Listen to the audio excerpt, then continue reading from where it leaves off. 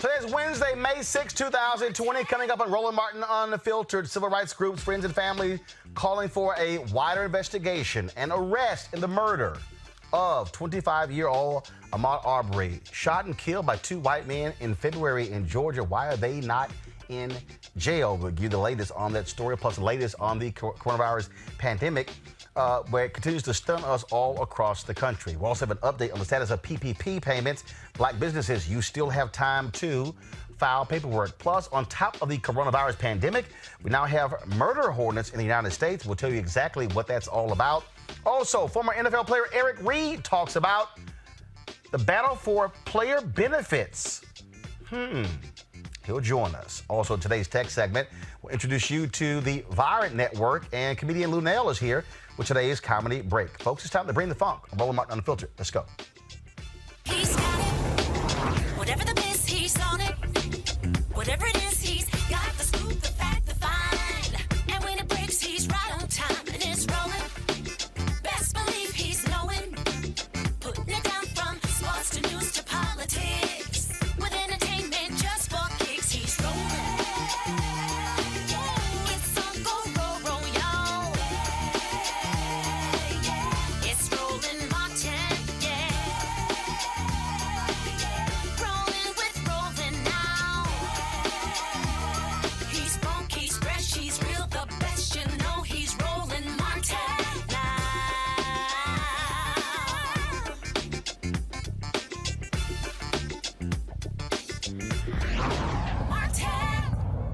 All right, folks, this stunning story out of Georgia. People still are talking about it all over social media. That is the murder of Ahmaud Arbery. How is it that the two white men who shot and killed him are not in jail, people? And of course, this took place in February, Brunswick, Georgia, of course, where Ahmaud Arbery was jogging. He was then chased down by two white men, father and son, shot and killed, yet they have not been arrested. Here's a statement put out yesterday by the Georgia Bureau of Investigation. They said they have not been requested. It said the GBI has not been requested to investigate the shooting death of Ahmaud Arbery. The Glenn County Police Department has requested that our Kingsland office investigate the following: allegations of threats against GCPD and individuals involved in the active investigation, the public release of video related to the shooting death of Ahmaud Arbery. These investigations are active and ongoing. And I want you to leave that up. I want you to follow this here. The police department where this took place has not asked the Georgia Bureau of Investigation, essentially their state FBI, to step in. But they do want them to investigate threats made against the police department and individuals involved in the investigation. And how did the video get released? Now, keep in mind, that video is why the case is being referred to a grand jury. Folks, they were trying to keep this quiet. They did not want the public to see this video. The Georgia NAACP has also issued a statement about the case being presented to the Glenn County grand jury. Joining me to talk about all of this is President of the NAACP, Reverend James Woodall. Reverend, glad to have you on the show. Thank you, Roland, for the invitation. I'm glad to be able to speak to this injustice. Speak to how, so the police department doesn't want the GBI involved in the actual murder investigation, but they want them to investigate two other issues as opposed to exactly how did these two men shoot and kill Arbery. That's correct. And the only thing I would add is we did receive an update late last evening that the GBI has officially been requested to, investigate the murder of Ahmaud Arbery. As of yesterday, the governor, as well as the attorney general, has also made comments that they, quote unquote, are very concerned and are putting their resources to ensure that justice is served in this case. So that is as of late last evening. Again, though, this took place on February 23rd. That's right. The New York Times had a story on this a week or two ago. We had Lee Merritt on the show. All this activity in the last 24 hours is solely because the video was leaked. If that video is not made public, then None of this is happening. There's no grand jury. There's no request for the GBI. The governor's not commenting. And it's not like nobody knew about this. That's correct. And then to add insult to injury, the video that was released yesterday has been in the possession of the police department and the district attorneys, all three of whom had access to it. The family had not seen the video until it hit social media on yesterday. The family did not get the opportunity to see it and review it prior to it being released to the public, and therefore it was insulting as well as very troublesome to see and to deal with that. But the fact is, it's out now, and so we want justice for this young man. Well, and again, and the reason the family has not seen it, because the investigators kept it under wraps. That's right.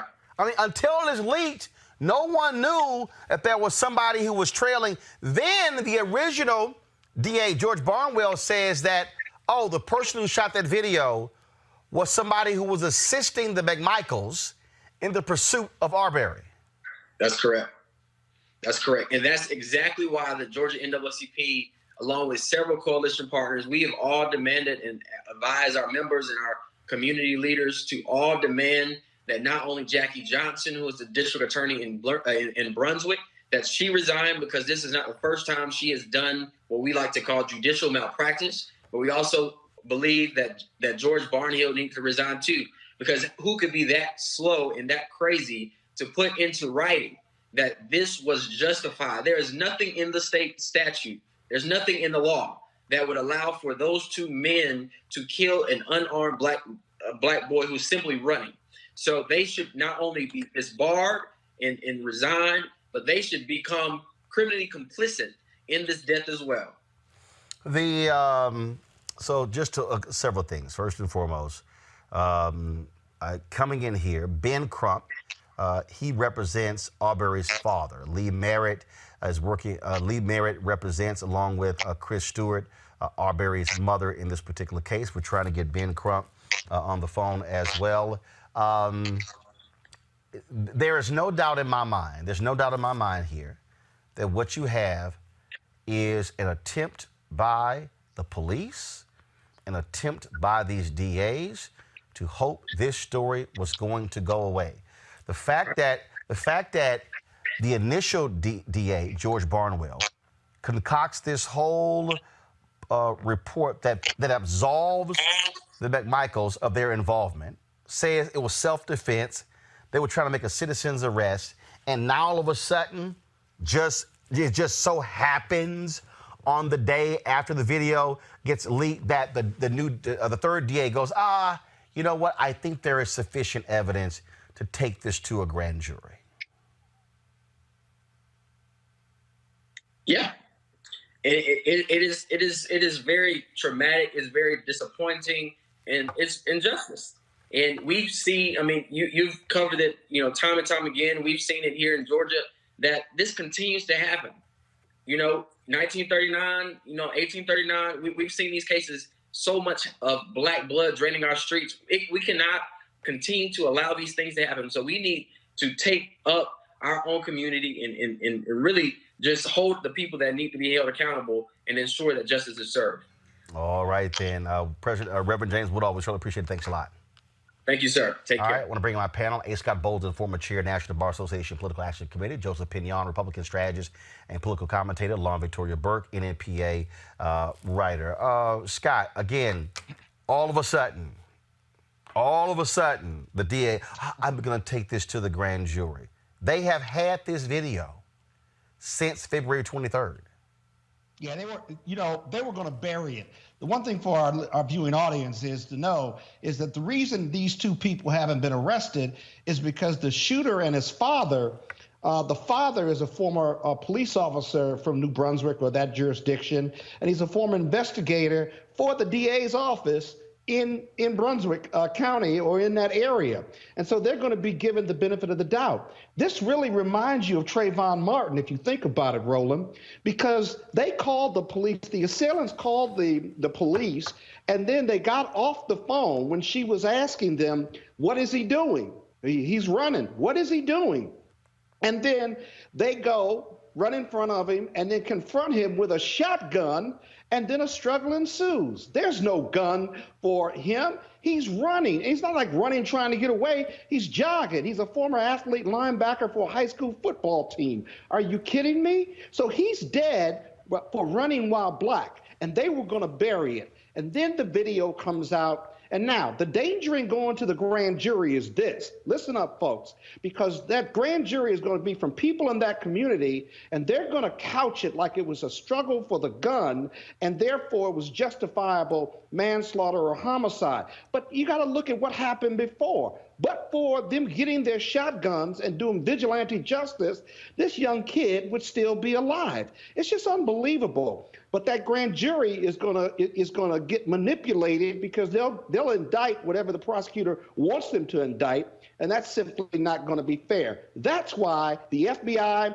and the Georgia Bureau of Investigation have to investigate versus the grand jury or an independent commission. Let's keep watching this case closely. Joseph, what's interesting here to Scott's point, not only as you begin to break down what they did here, the fact that this is on the third prosecutor. Yet the first prosecutor said our relationship recused himself. Second one did. Third one has had the case. No, not going to ask Georgia Bureau of Investigation. And so here's my question. All right, coronavirus has been happening. What the hell have they been doing for the whole month of April? What the hell were they doing in March? I'm just trying to understand how heavy was their load that it took a video being leaked for them to all of a sudden say, yeah, we're going to take it to the grand jury. I'm not buying. That's why I tweeted, this prosecutor is no hero. Mm-hmm. No, I mean, look, this is not about load maintenance when it comes to cases. This is about the systemic devaluation of black bodies. Started with talking about people being 3/5 of a human being, and it continues to this day. And so to me, I mean, I actually was struck. I remember, you know, our dear brother Timothy and Melissa in Cleveland back in what was it, 2012, got shot 137 times by law enforcement, unarmed. In a car. And, you know, I think I spoke to you at the time. I think I remarked that, you know, if you had shot at a wildebeest that many times, you'd probably end up in prison. And yet again, you know, those individuals not only did not go to prison, that it took them 6 years to lose their jobs. So I think, again, you see time and time again that the people find ways of showing you just how little they think of us. And I think it's incumbent of us to start thinking of new solutions into how do we approach these things, right? You mentioned that we were on the third prosecutor right now. I mean, again, in all of this time, this video has been here. We know they've had access to the video. The family never saw it. At some point, we have to stop talking about, you know, the outcomes and start talking about how do we actually put teeth in legislation that actually prevents the cover-up in the first place, because that is where the true kind of most pernicious thing happens, where they start couching things, as our brother said, whether it was a struggle, whether they start trying to, you know, throw dirt on the deceased. With Brother Martin down in Florida, and his mother and his father still trying to work to clear his name to this day. So these are the things I think we have to talk about. But again, just another tragedy that is unfortunately too predictable when it comes to black people living in America. Lauren, this was a tweet sent out last night by Georgia Governor Brian Kemp. GBI Director Reynolds has offered resources and manpower to DA Durden to ensure a thorough, independent investigation into the death of Ahmaud Arbery. Georgians deserve answers. State law enforcement stands ready to ensure justice is served. Now, again, what you had here was you had the prosecutors there saying, nah, it's all good. We're good. Obviously, the pressure continued on them. So this is now the front page. We'll pull up in a second, front page of the Atlanta Journal-Constitution. Calls for federal investigation into Brunswick shooting grow as GBI opens state probe. And so, again, all of this action is only because of the video. Vice President Joe Biden sent a tweet out saying it is time for a swift, full, and transparent investigation into his murder, and saying he was killed in cold blood. I mean, this is the sort of the nonsense. I'm going to go ahead and play this video because this was the video that was released today by the state director. Take a moment today and discuss our agency's involvement in the Ahmaud Arbery shooting in Glenn County, which occurred in February of this year. As you're probably aware, late yesterday evening, Governor Kemp issued a statement indicating that the GBI was willing to make all of our resources available to assist the local authorities in this investigation. I then reached out to District Attorney Tom Durden, who is the special prosecutor assigned to this case by the Attorney General's office. I offered our assistance in this matter. Mr. Durden and I were able to connect and speak about 9:30 last night, and he quickly accepted our offer and asked us to become involved in the case. Some of you may not realize, but the GBI can only become involved in a matter when asked by the local authorities. After Mr. Durden's request last night, I advised him that we would hit the ground running this morning. We've now assigned this case to 3 of our experienced supervisory level agents. They come from 2 separate regions and a specialized unit which is located in the 3rd region. We've also decided that this case will be ran from headquarters and that will bring to bear every resource and all the experience this agency has in resolving this matter. You know, our goal in every investigation is to seek the truth, and that's exactly what we intend on doing in this matter. I realize that emotions are running high in this community, and they're running high throughout this state, and the last thing anyone wants to do is extend us any patience. But I also realize that this investigation must be done correctly, and therefore I must ask for a little of your patience. I'm confident that we'll do justice in this matter, but I'm just as confident we're going to do it the right way. Usually the right road isn't the quickest or the fastest way, but it's the right way, and that's the road we intend on taking. The governor of this state wants justice done in this case, as does the GBI, and I'm confident that we'll deliver that. Thank you for giving me a few minutes of your time today. Stay safe and God bless. Thank you. Lauren, this is the problem. Black people got to raise hell just to get due process. About that. And, you know, all this nonsense about they needed permission from somebody to do an investigation is a bunch of foolishness. Okay, they can do what they want to do. What we're going to need is the FBI obviously is going to have to get involved with this. I wouldn't trust any authorities down there. I wouldn't trust the prosecutor. I wouldn't trust the grand jury from down there. It is going to have to go over these people's heads. This case is probably going to be on the level of a Michael Brown, Walter Scott level thing that we always remember and turn to. And it's another example of how the advent of video and the technology and the world that we live in has allowed us to know about these things that we've always known were going on in Black communities. But the fact of the matter is, without the video, as you've said many times, Roland, we would not be sitting here talking about this. They would have buried, they would have let it go away, and all the pressure that we're seeing right now is happening because of the video. So the idea that they would have been doing this and they need patience and they need time and all this other nonsense, they've known about this since February 23rd. So why should we give them any deference whatsoever in terms of timing? It's completely ridiculous. But I would trust absolutely nothing in terms of what they're saying, what they do in the background, and what happens further. It has to go over this. And if Donald Trump really wants to prove himself, and all his little flunkies that think he's so great really want to prove themselves with the Black community, this would be an opportunity to do that. Well, first of all, they won't. And of course, you've got Alveda King, who's there in Atlanta. Angela Stanton, they're not going to say anything. Let's deal with what took place here. We talk about federal involvement. Scott, oftentimes what we hear is that difficult for the feds to get involved because of just how when it comes to trying to determine if somebody's civil rights statutes are violated. I remember my previous conversations with former Attorney General Eric Holder. In this case, he was somebody who was jogging on a public street. That opens the door, Scott, correct, yes or no, to his civil rights. Oh, it's not just he's on public streets. That jurisdiction gets federal funding too, and you can purposefully and with intentionality violate someone's civil rights by attacking them or doing anything to them that violates the law whether it's the Fourth Amendment or otherwise, simply because they're black or they're part of a protected class. So the short answer is yes. Well, you would have to establish that he was being targeted or attacked because he was black. But in this case, but the part of the other piece is that if you deny somebody their civil rights, meaning the ability to move freely, to be things along those lines, and so I think for a lot of people say, hey, federal investigation, civil rights violations, but it's a very fine line which holders often talk about that need to be broadened in his estimation.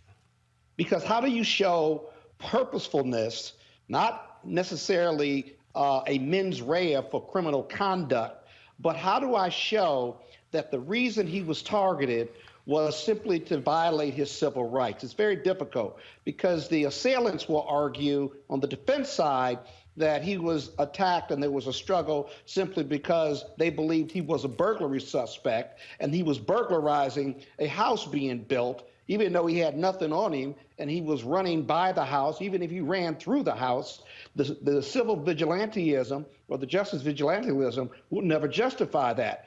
But you've got to have clear and compelling evidence that his civil rights were violated, and the sole reason for him being attacked was to violate his civil rights because he was black. That can be difficult for the feds.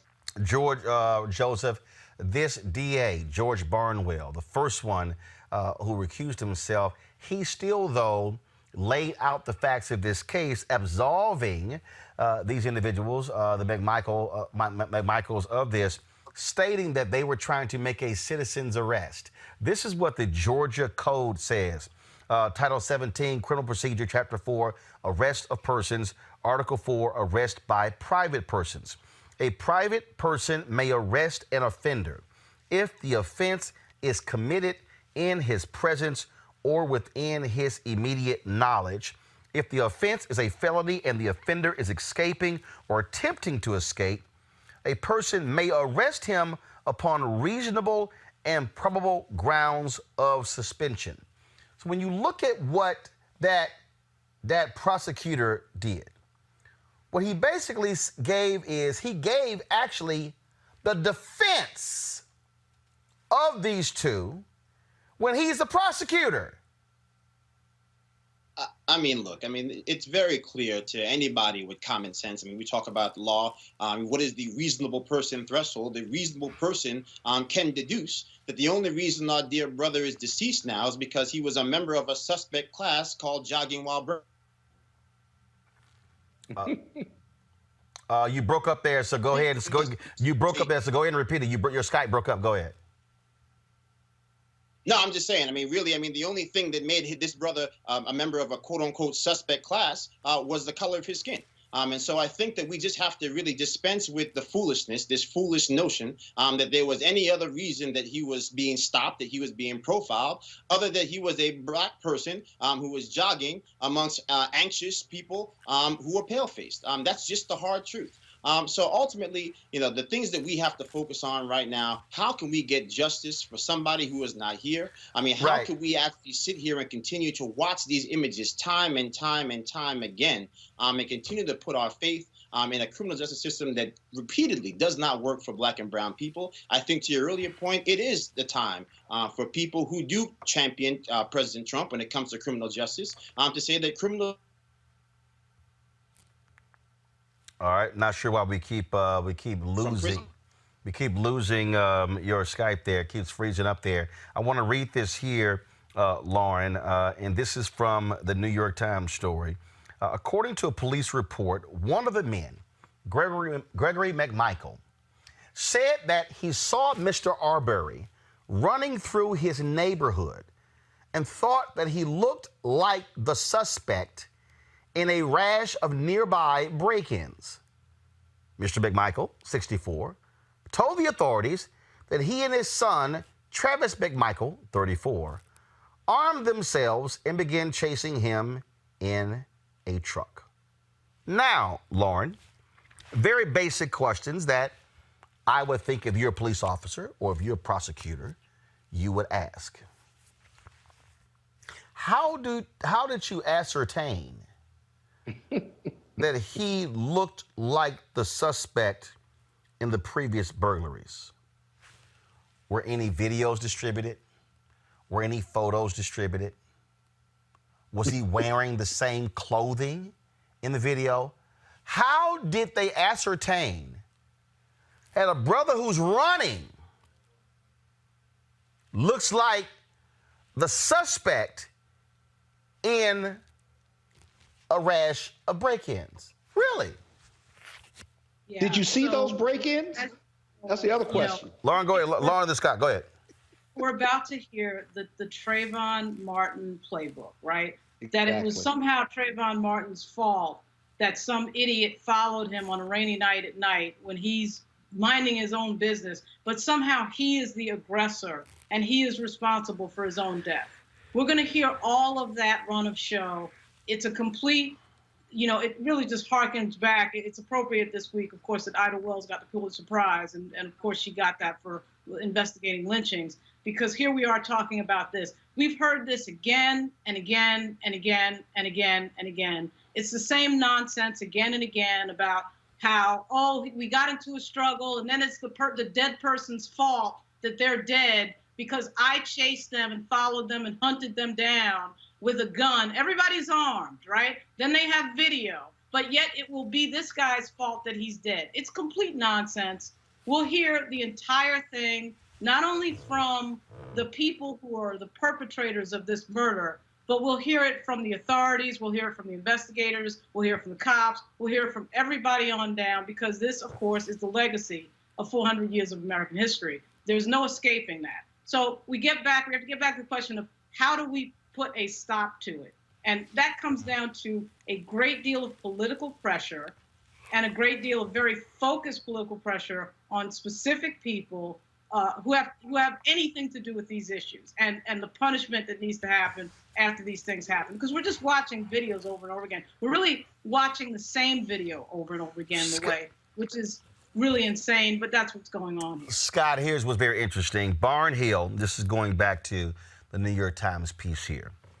One of the prosecutors who was previously assigned to the case, George E. Barnhill of the Waycross Judicial District, had advised the police that there was insufficient probable cause to arrest Mr. Arbery's pursuers, arguing that they had acted legally under the state citizens arrest and self-defense statutes, according to documents obtained by the New York Times. Scott, this is not a prosecutor saying, you know what, I don't think we can get a conviction.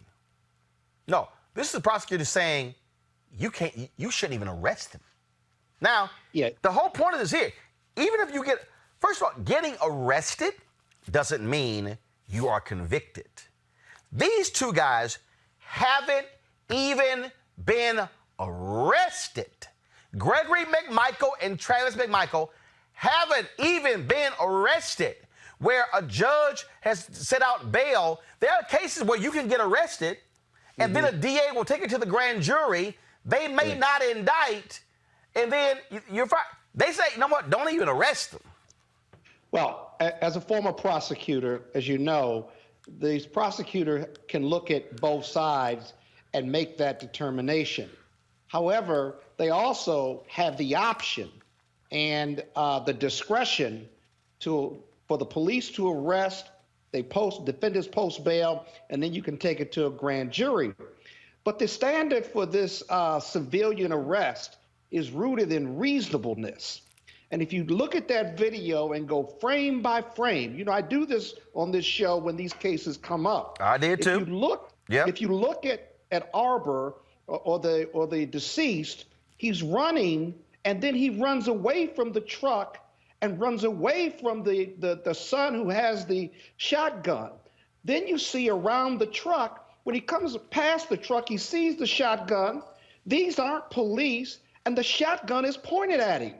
And he then turns and runs towards the shotgun to get the shotgun from the assailant, or who he believes to be the assailant. There's nothing unreasonable or nothing reasonable about what these two vigilantes did. Yes, there was a struggle, but the analysis and the evaluation by the prosecutor and the police cannot begin with the struggle. It's got to begin in the whole video, in the beginning to the end, because the struggle is only part of the problem in the case.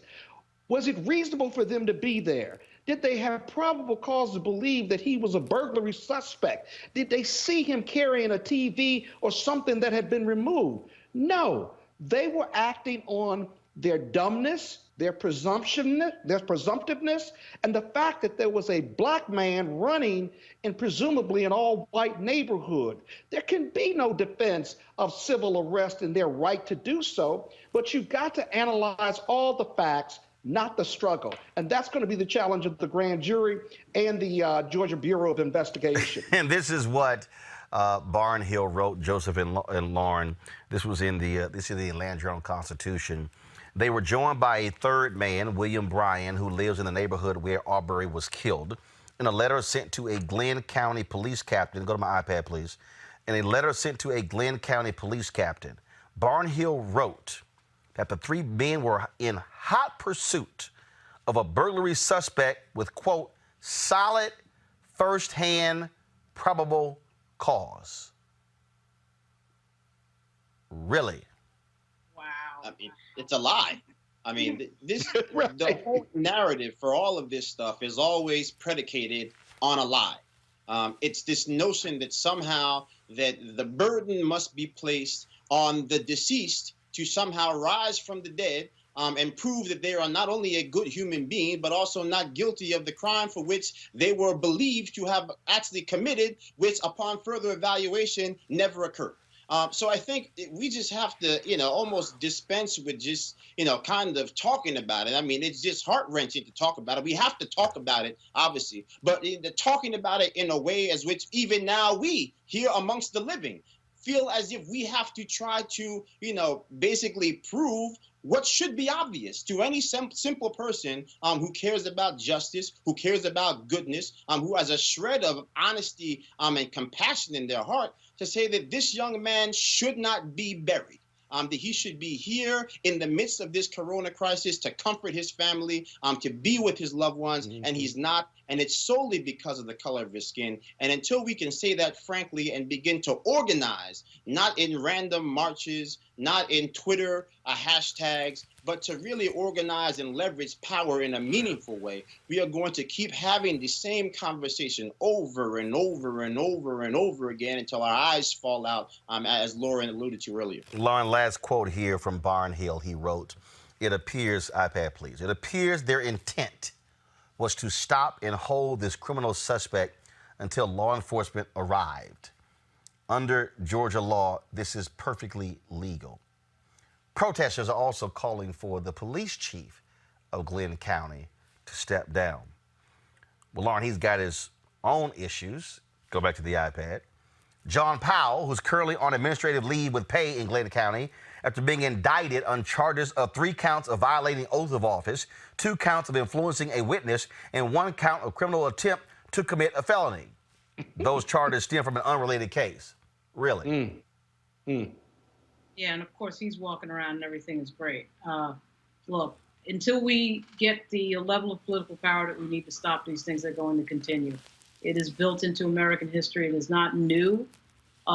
It requires some real political power, and really, I hate to go back to what Sean Puffy Combs said last week, because I didn't particularly agree with it for all the reasons that you had outlined, Roland, but it does at some point become a quid pro quo question, right? We need to stop these things from happening, or you don't get this thing, And until we get to that point in our politics where we're doing that, where we're actually withholding some of our political power until we see something that stops happening, I don't understand how, I don't get how we stop this. It's the exact same conversation that we had around Trayvon Martin. The big banana in everybody's tailpipe at that point was the stand your ground law. And of course, what we find is that only black people end up dead, and they always are the ones that somehow can never be standing your ground when something like this happens. So I'm not a big believer in getting into the finer details of this nonsense, because it really is the same thing over and over again with the same dead people, with the same skin color, with the same perpetrators. So we're going to have to go big picture and really look at what really stops these things from happening. I can name a few things, but unfortunately they're all extrajudicial, so within the law. So it's kind of, we're not dealing as African Americans in a system that's fair to us. We've got to start with that notion and stop thinking that somehow that's going to just change automatically. And of course, we've heard nothing from the current occupant of the White House. Like I said, Vice President Joe Biden has weighed in. And so we'll continue to follow this story, folks, to its conclusion. All right, as of today, there are 1.25 million cases of COVID-19 in the United States. Folks, 205,000 people have recovered, yet 74,102 patients with the virus have died. Talk about pure devastation. New York Governor Andrew Cuomo gives his daily update to the media. Here's what he said today. Our total hospitalization rate is down again. You see this curve. We talked about it on the way up, which was a painful journey. We talked about it at the quote-unquote apex, which turned into more of a plateau, a flattening. And now we're seeing it gradually decline. We would have liked to see a steeper, faster decline, but this is where we are, and it's a painfully slow decline, but it's better than the numbers going the other way. You see it on total hospitalizations, you see it on intubations, and you see it also in the number of new cases per day. This is important because while we're seeing that hospitalization rate go down, and you see the number of new cases going down, those number of new cases are still problematic, right? So it means 600 new cases yesterday. With everything we've done, we still have 600 new cases yesterday, either walking in the door to hospitals or people who are in hospitals who were then diagnosed with COVID. But that number is also going down.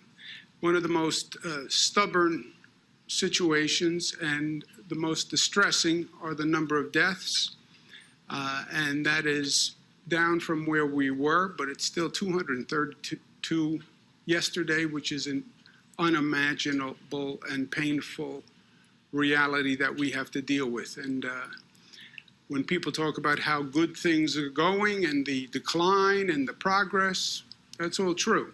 It's also true. Kayleigh McEnany, the White House press secretary, of course, did the usual BS from the White House podium. Listen to this. There were supposed to be 2.2 million deaths, and we're at a point where we're far lower than that, and it's thanks to the great work of the task force and to the leadership of President Trump. But whose idea was it initially to wind it down? Again, I'm not going further. The president has answered this 4 times today. John? I just have a question. There were supposed to be 2.2. Going to wind down the coronavirus task force. Then, of course, got lots of criticism. And Donald Trump say, "Oh no, I didn't realize the task force was so popular. So we're going to keep it going." And then, of course, when McEnany was hit over her previous comments with regards to what she said about coronavirus, then what they usually do in this White House, they want to pivot to the media. Watch this. Kayleigh, in a previous life, before you were press secretary, you worked for the campaign, and you made a comment, I believe, on Fox, in which you said President Trump will not allow the coronavirus to come to this country.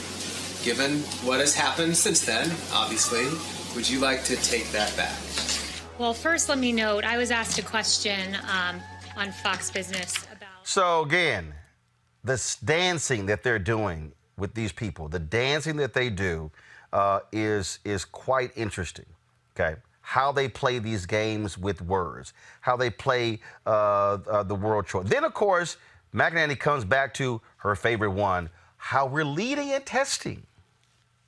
Good afternoon, everyone. I'd like to direct your attention to a very encouraging graph regarding test results. It'll be over my shoulder and hopefully on the screen for those of you watching on television. As this chart shows, the United States has to date completed 7.5 million coronavirus tests. It's an extraordinary number. And as you can see, the United States leads the world in testing. This graph is no accident. In fact, this graph is a testament to American innovation, including the work of the Trump administration. For example, the FDA has issued over 70 emergency use authorizations to expand testing capacity. To accelerate the development of therapeutics and vaccines, there are nearly 80 clinical trials ongoing. Oh, 7 million tests, Lauren. And then later she talked about, no, it's silly that we should talk about testing everybody. Right. The death total increased 3,000 overnight. Folks, Right. we're gonna, by Monday, we're gonna exceed 80,000 people dead.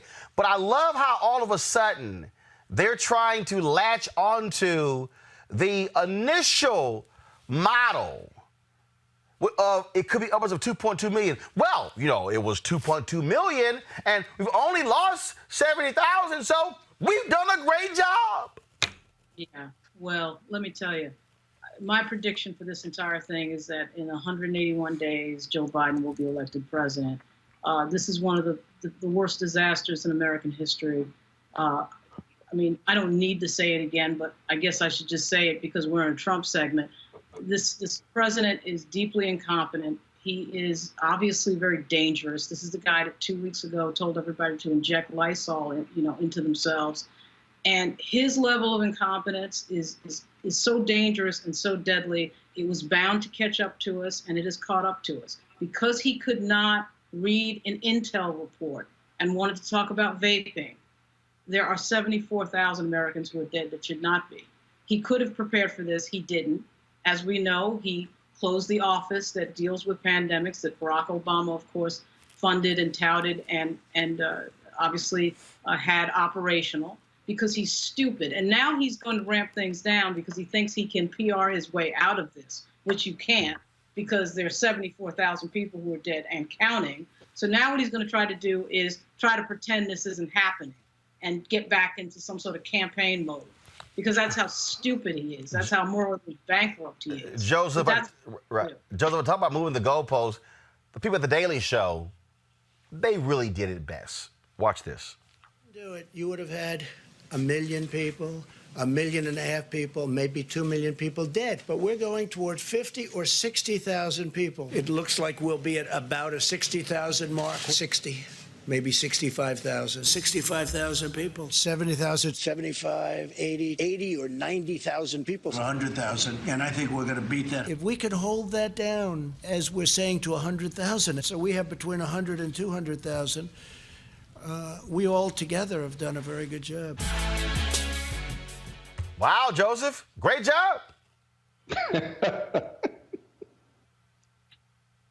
I mean, look, I come from the position that two things can be true at the same time. That we can talk about the fact that they were to call it missed opportunities is probably an embarrassment to missed opportunities for us to try to take steps to quell this global pandemic, this global disaster. Like I said, all the talking points are out there that, if the World Health Organization hadn't done this, or, yes, the World Health Organization went from telling us that we could not have person-to-person transmission to us in witnessing probably the worst pandemic in close to 100 years. So, I think overall, I think we're having the right conversation, perhaps the wrong way.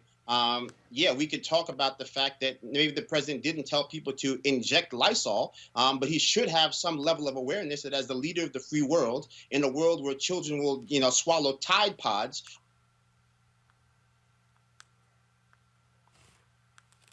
Again, looks like even if there might be some reality. So, I think ultimately, again, we just need to talk about how do we keep people safe. We are crushing the curve a little bit here in New York, but we see spikes in places like New Orleans. We see spikes in places like, places like Washington, D.C. So those are the type of issues that I think we should be talking about right now moving forward.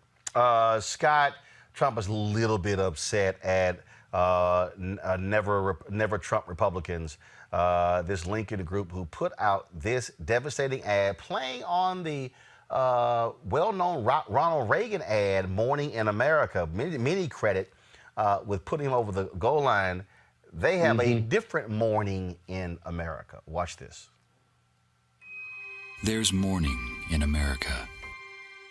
Today, more than 60,000 Americans have died from a deadly virus Donald Trump ignored. With the economy in shambles, more than 26 million Americans are out of work, the worst economy in decades. Trump bailed out Wall Street, but not Main Street. This afternoon, millions of Americans will apply for unemployment. And with their savings run out, many are giving up hope. Millions worry that a loved one won't survive COVID-19. There's mourning in America. And under the leadership of Donald Trump, our country is weaker and sicker and poorer. And now, Americans are asking, if we have another 4 years like this, will there even be an America? Paid for by the Lincoln Project, which is responsible for the content of this advertising. Well, Scott, that ad ran in one market. Trump lost his mind, was tweeting, cussing them out, dogging them. Sounds like they hit their mark. A hit dog will holler, as my grandmother used to say, and the dog is Trump and he's hollering. But the best line in that, and it's undeniable, that America, what did the ad say? We're weaker, we're poorer, and sicker because Donald Trump ignored this deadly disease for 70 days or more. This is undeniable. And you see that the people in line with masks on were black, white, yellow, and brown. And so Donald Trump wants to get the economy going and wants to tout how many tests we have.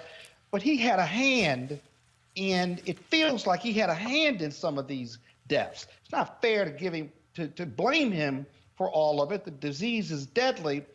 But how many lives would be saved? How much safer would we be had he read the reports in the White House in January, in December?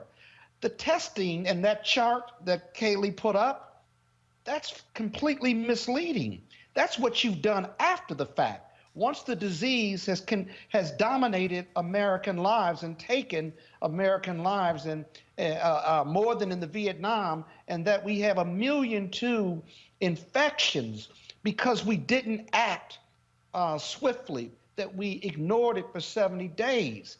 You've got to look at the full story in evaluating this White House, and they get an F, not for their response, but they get an F for not responding for 70 days. One of the issues that we're still talking about, of course, is PPP. That is the loan program for small businesses. On Monday, we talked about what this means for African Americans. That is critically important because many small businesses out there are suffering as a result of the coronavirus pandemic. Returning back as Kenneth Kelly, Chair, National Bankers Association. Kenneth, we had you on a couple of days ago. What has been the response from black businesses since we last talked on Monday to today? Roland, thanks for having us again. The response is increasing. It's not increasing fast enough. And so your messaging is getting the word out there. We knew we had an awareness problem of this, Roland, and the intent is to be sure that people know about this and they can apply for it. There was a call today that you guys had with Treasury Secretary Steve Mnuchin. What was discussed there? Yeah, we talked about some of the mechanics of trying to ensure that it expands. And let me give a disclaimer. He was not able to make that call because of some things going on, but his chief of staff was on that call. Also, Ivanka Trump was on that call. So we had, I'll say, high levels of government involved in the discussion. And we talked about some real particular things that hopefully can help elongate the potential of individuals being able to apply for this process. What we do know is that the burn rate and the amount is slowing down. So that doesn't mean everyone has a lot of time to participate, but it just suggests that there may be longer than originally expected. So we need businesses, in particular sole proprietors and 1099 individuals, to go ahead and be prepared to apply for this program. And as we said on Monday, you might have a banking relationship with a particular bank, but you can apply for this program with other banks, with other community financial institutions. Yes, that's correct, and that still stands true. I think we had given out actually our email address, which is pppl@firstindependence.com, as one option. But we would encourage you, whether it's through your existing bank or another bank, that you fully engage. If you are a business owner, you have the option to engage and participate in this process. All right. So again, folks, if you go to nationalbankers.org, give a list of those black banks or banks for people of color there on the website. What else do you want businesses out there to know? Just to know that we need to be fully engaged. You know, we are going through a very slow period in this economy, as you know, Roland, and we need individuals, in particular in the minority communities, who sometimes get left behind, to fully engage. If you don't know the answer, ask someone. Feel free to make yourself vulnerable and participate in this process, is the word that I would encourage everyone to do, Roland. Oh. And by the way, I spoke with John Rogers prior to this call. He told me to tell you hello. All right, of course, John Rogers, Aero Management there in Chicago. Great guy. Kenneth Kelly, Chair, National Bankers Association. We appreciate it. Thanks a lot. Thank you so much, Roland. Take care. All right. Again, folks, the website is nationalbankers.org. At the end of the day, if you don't apply, you sure as hell can't get any money. And so we need all of our black businesses to apply, because we have to make sure they stay afloat. Look, you got 2.6 million black-owned businesses in America. 2.5 million only have one employee. And so we understand how difficult it is. And so we need for folks to be able to file that paperwork. Don't assume you're going to get a rejection. And look, file through several banks. Whichever one calls and says we processed it, that's who the hell you go with. That's what we did. Okay, so we did that. And so just like, look, we are a black-owned business, and we did the exact same thing as many of you did not just sit and wait. And so we want more of our businesses to do that, to file that particular paperwork. Real quick, I want to talk a little politics here. New Monmouth poll shows Joe Biden with a 50-41 lead over Donald Trump. What's interesting, Lawrence, that when you look at that Monmouth poll, Joe Biden is only down 2 points to Trump in the category of men, has a 20-point lead among women. As he should. I mean, his policies certainly are better than Donald Trump's, and we know the history of Donald Trump. So it would be very disturbing to see the results that we saw in 2016 with regard to women and Donald Trump. It would be very strange to see that against anybody. I thought it was particularly strange to see it against Hillary Clinton, but Biden as well. So we'll see what happens on Election Day. I predict that Biden will win. I just think that this is a disaster that we're watching with regard to Donald Trump economically and, of course, health-wise. The issue, one of the things, Joseph, obviously, this is May. Election is in November. But the reality is this here. Donald Trump had a perfect confluence of events that allowed him to win. Only won by some 78,000 votes when you combine what took place in Wisconsin, Philadelphia, and Michigan. And so he is desperate for that. But here's the deal. He's not running against somebody who's hated by a lot of people in Hillary Clinton. And so it's a different sort of election. Just your thoughts on how this election is shaping up. Look, I think that people who think this election is over and think that they can have a coronation party for Joe Biden are probably putting the cart before the horse. Or to say people who keep saying, oh, Trump is going to win. I keep saying, y'all, ain't nobody a lock. Yeah, I mean, I think the reality that we face right now is that you got President Trump, who in many ways, you know, even if he's the made-for-TV president. And we're actually going to be in the situation with the first television-only event when it comes to the presidency of the United States. And for me, you know, Joe Biden's superpower, you know, whether he sometimes stutters, whether he sometimes forget his own name, is that he can get in a room with people and he can connect. And that when American people see him connecting in that deeply empathetic way, it has this power to grip a nation. Well, in a post pandemic world of COVID-19, you know, those moments don't get to happen anymore. You don't get to have that moment where Bill Clinton walks towards a lady in the audience who's talking about the national debt, but really she's talking about her own personal issues with debt and with poverty. Those moments that define presidential campaigns may not exist in this 2020 election. And so really, if you talk about the confluence that helped make President Trump in 2016, in a very strange and bizarre way, the tea leaves could actually be favoring him again in an election where Joe Biden, really all he had to do was stay standing up and talking to people. He might not actually even be able to do either of those things because of the nature of this pernicious disease.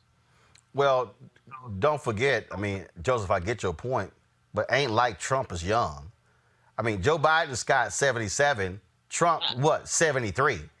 I mean, look, I just so I mean, at the end of the day, coronavirus, but both of them are in the danger category.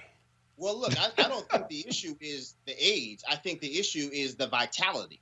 I think whether you hate President Trump or whether you love him, the one thing I don't think you can say is that he's lacking of energy. Oh, yes, we can. Well, but here's the other deal.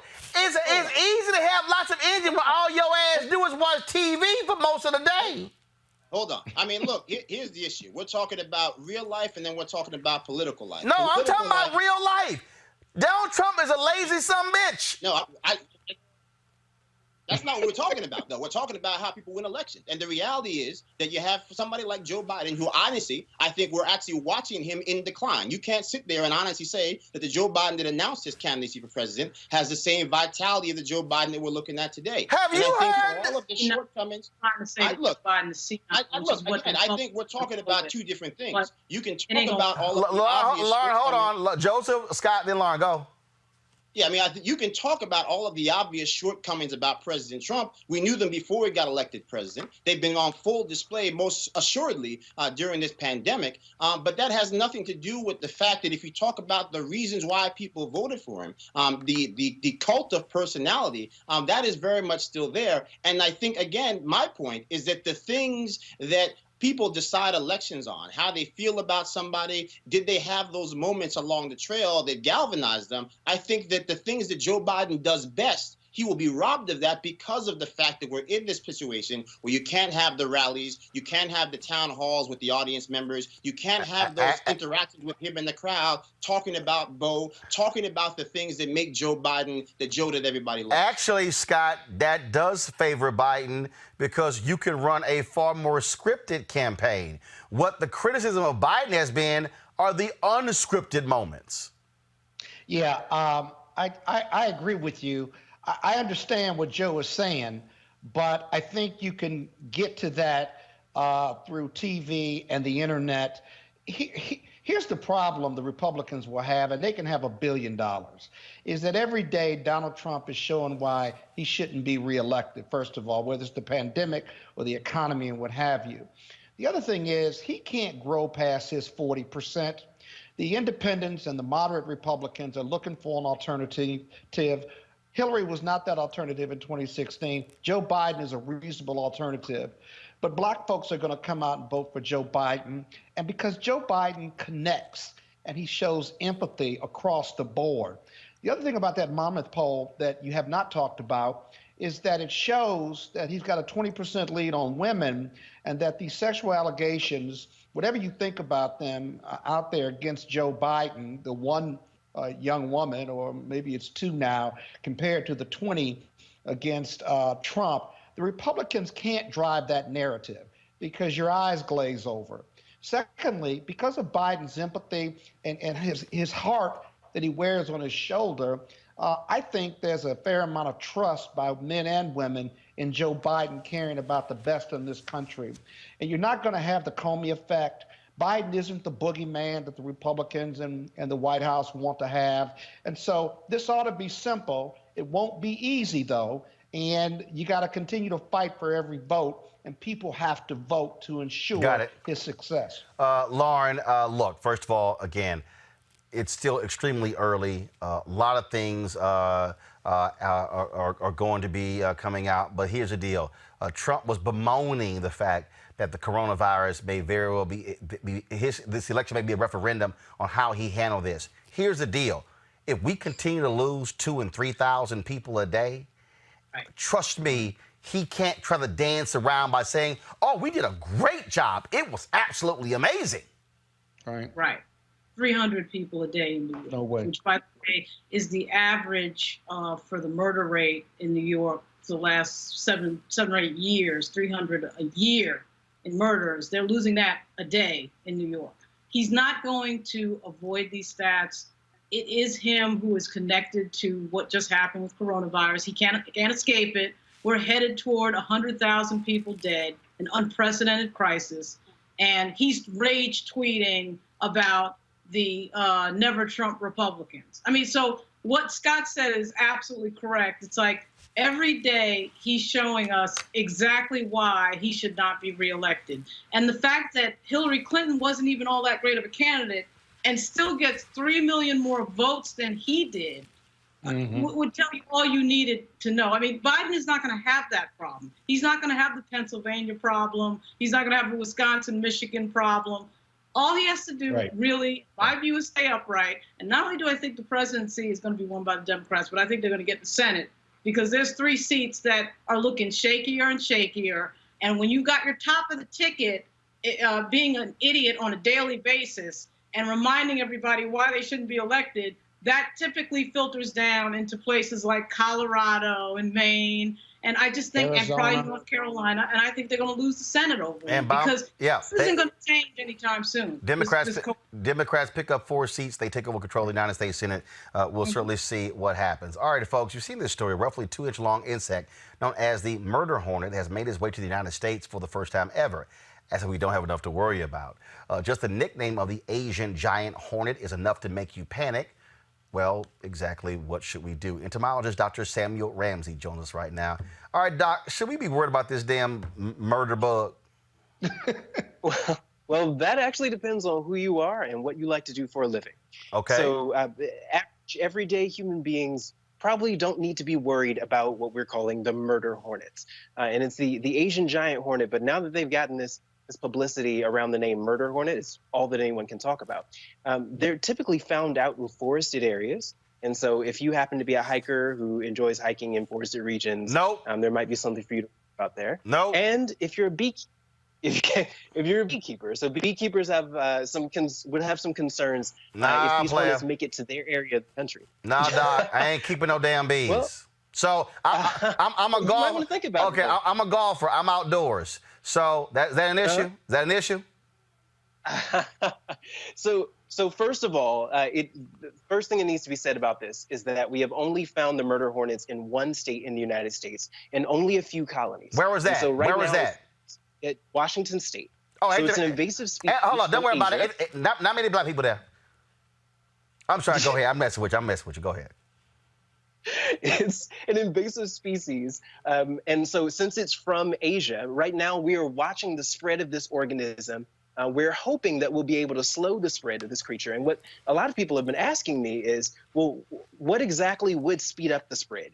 What would make it spread more? And it's if people move things around, like this is an organism that sometimes nests in potting material, in mulch, in siding, in things around houses, in forested areas and in ornamental plants. And if those sorts of things are around, they can be a problem. But that's not going to happen very much in the COVID-19 era, because right now we're supposed to be indoors. How do we kill it? How do we kill it? So right now, a lot of individuals who are trying to get rid of these creatures are killing them with pesticides. There are targeted pesticides that can kill wasps, hornets. But right now, the best thing that you could do would be to simply, if you were to actually encounter a hornet nest in the wild, stay away. Don't be a hero. Like, we don't need anybody to be a hero in this context. In the COVID-19 era, we are telling everybody that you can be a hero by staying home. In the murder hornet era, please don't try to be a hero by thinking you can kill these creatures. Their nests can have hundreds of hornets in them. Their stings can be very painful, can cause necrosis, multiple organ failure if you get enough stings. We do not have time for anybody to be trying to play games with these creatures. But as I've stated before, they are currently only in Washington State. And we hope that we'll be able to contain the spread of these organisms and at least slow it down so that they won't be found in most states in the U.S. Well, I'm going to tell you right now, I ain't doing no damn camping. I ain't doing hiking. So all that's I'm just letting you know. So, Roland, this is about equality, sir. Like, we black people as hikers. Walk your ass on. Walk your ass on. Go. Look, my wife like hiking. You know what I tell her? Enjoy yourself. Damn that, man. I'm going to play golf. Okay? That's where I'm going to be. You know what? Well, you know what I would love to see? I would love to see more black beekeepers. So I'm a beekeeper. My father has recently taken up beekeeping. Bees are very lucrative, great for the economy. And so we would love to see more black beekeepers, but I don't think the whole murder hornet situation is going to help much with that. No, hell no. First of all, with black people, the moment you say bee, we ain't messing with bees. Huh. Come on now. You know doggone well, when a bee come by somebody black, they lose their mind. This is true. Thank you. So there. So we ain't even getting to the keeper part. We stuck on the bee part.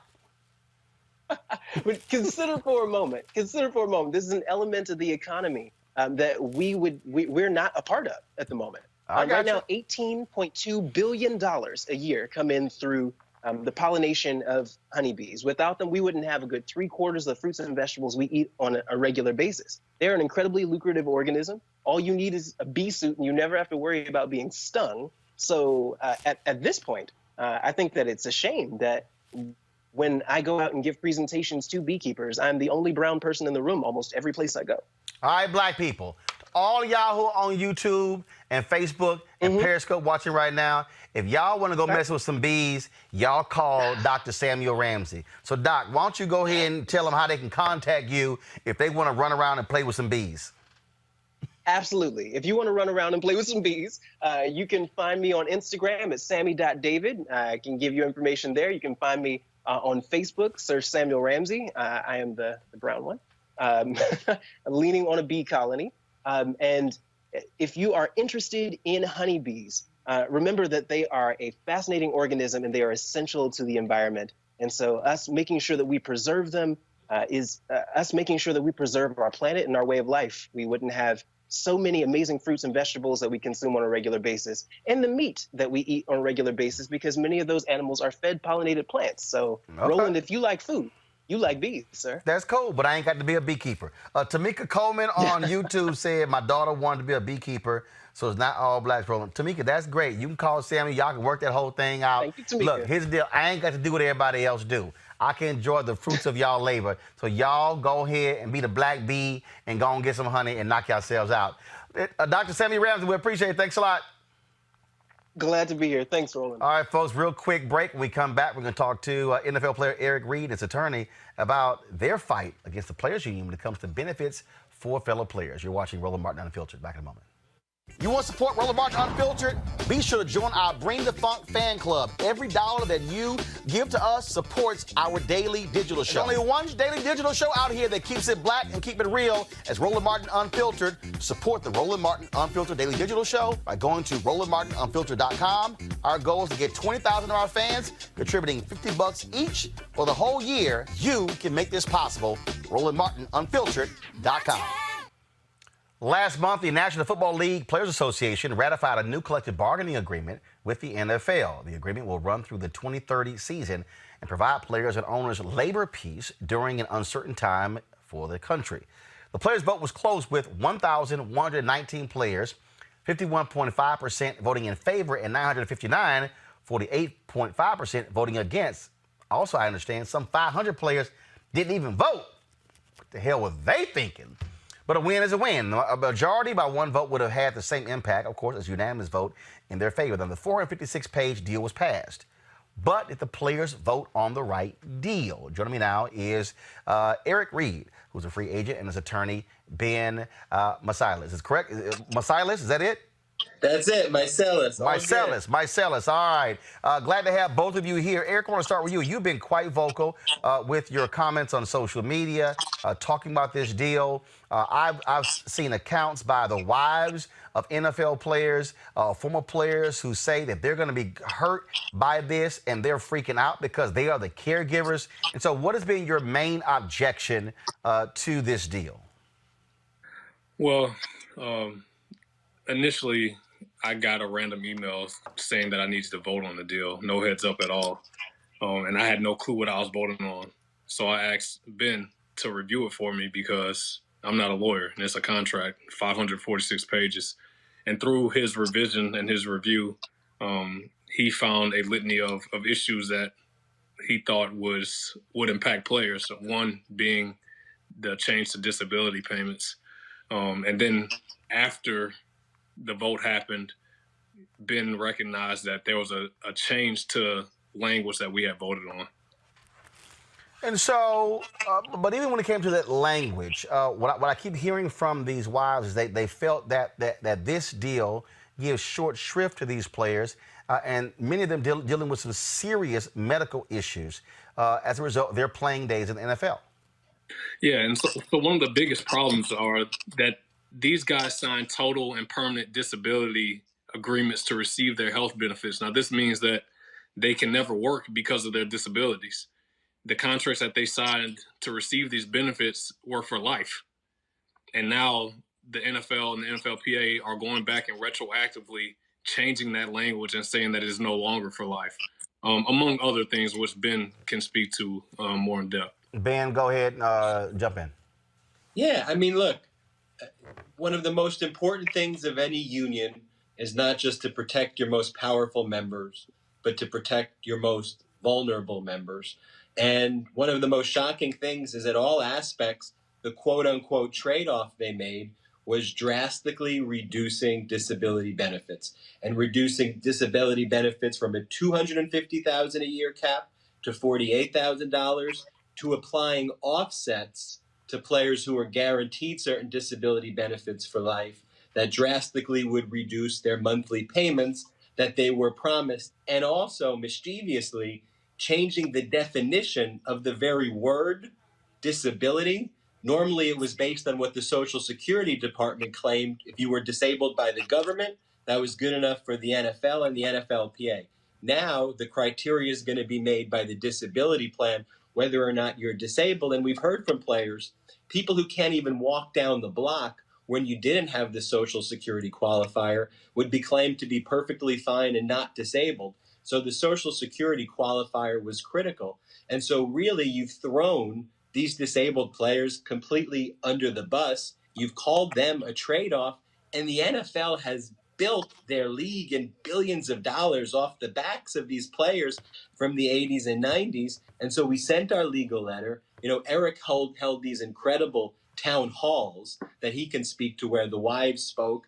And fortunately, the NFLPA has recognized this week, they said, we will be reevaluating the situation because I think they've recognized they've made a mistake, and that's because of the great advocacy of Eric Reed. So where do we stand now? So we say it was ratified, but they also said that, yeah, that was an alteration. Eric, you said revote, correct? Yeah, look, I followed the advice of my lawyer, Ben. And it doesn't take, I'm not a lawyer, but it seems disingenuous for there to be a vote to take place and then for the language that we voted on to be altered after the fact.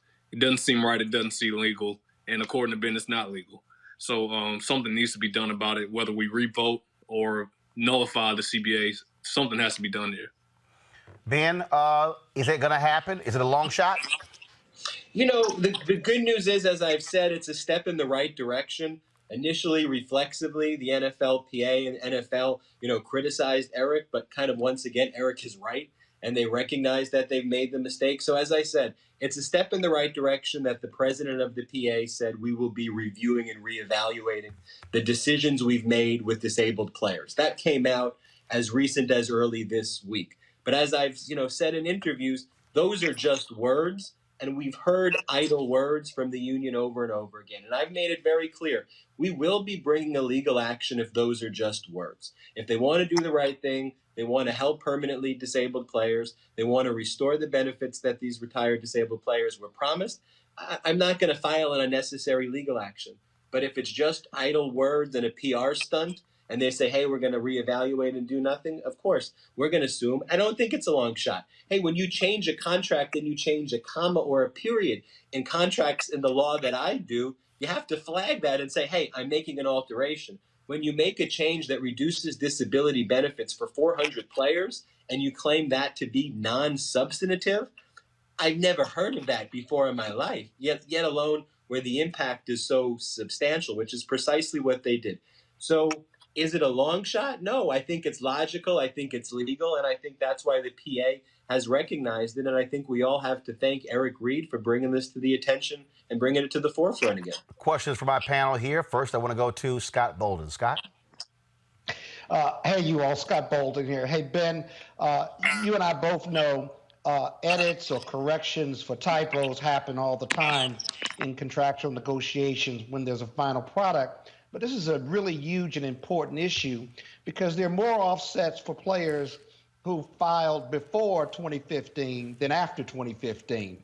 And so it ought to be pretty simple and direct to show that there was substantive changes.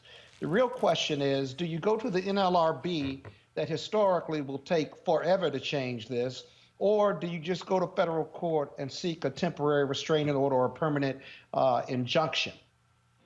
That's a great, it's not only a good question, it's a great question. And frankly, it's a debate that you have, right? You'd love for the NLRB to do the right thing here, but I'm with you that, it would take forever. Here's what we know. By 2021, the impact, the thing takes effect, the changes take effect.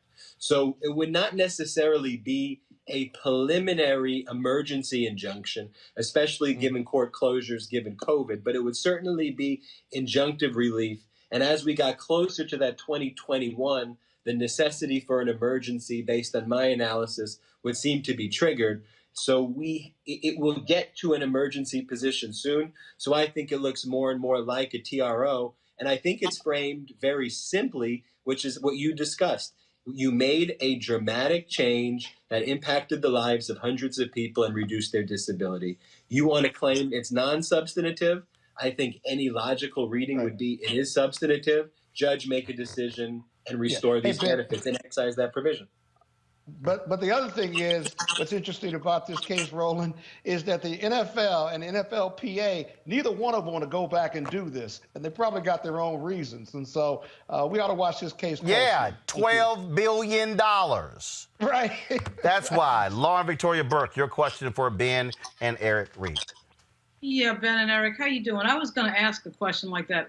Why would this change have been made in the first place? It would be my guess that there wouldn't be that many people involved in terms of these types of benefits. But Roland sort of just answered the question with regard to money.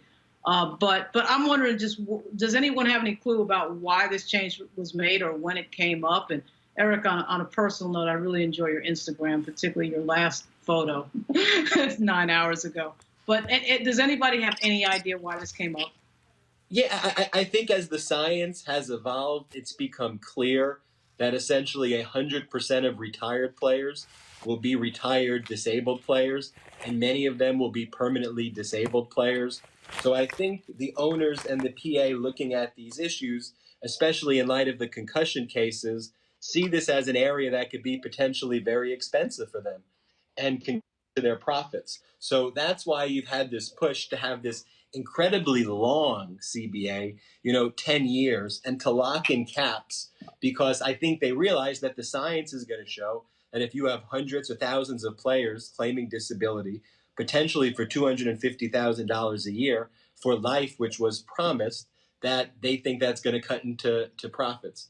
Regarding the very specific change that was made, the NFLPA's position was, you all should have realized, even though we made a mistake and didn't include the disability aspects for players before January 1, 2015, come on, you should have realized that the intent of it was, since we were stripping benefits anyway, everybody should have known that we were stripping benefits of all players, because it would be incongruous for us to take benefits away just from post January 1, 2015, if we didn't take pre-January 2015.